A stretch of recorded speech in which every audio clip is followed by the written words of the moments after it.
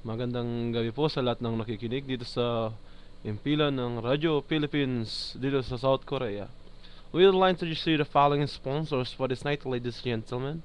The Coca-Cola Bottlers Philippines. Ipunan lang po lahat ng takip ng Coca-Cola. Pag inyong naipon, inyo na. And we'd like to thanks the Cheese Whiz.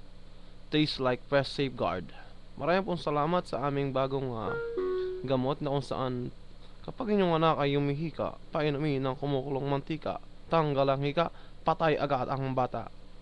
Isa pong balita mga kaibigan na dito sa kapatid natin sa may South Korea, na dalawa pong APS ang nagkapatayan dahil sa isang suklay sa lapid dalawang kalbo. Maraming pong salamat dito sa mga nagkukumuhog na makinig sa ating walang kwentang palabas.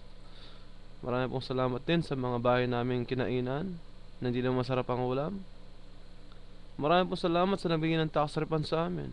At kami po yung natutuwa at nagagalak sa mga bagay na ito. Maraming salamat sa akin nagturo sa pag-upload sa gabing ito kay Mr. Joe DeMango.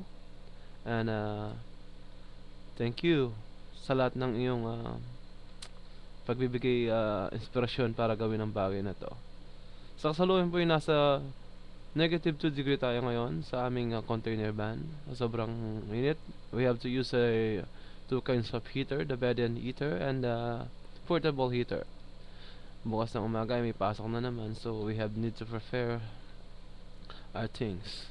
Salamat po sa inyo at naway pagpalain kayo ng puong may pagkapal. At maraming po salamat din sa aming mga kaibigan dyan na kung saan nakikinig si Mr. Celso Uzi Jr., Odilo Perez, Ronnie Tobias, Jun Cabrera,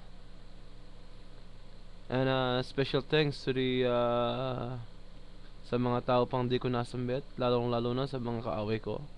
Maraming pong salamat sa inyo. Salamat po sa inyong lahat.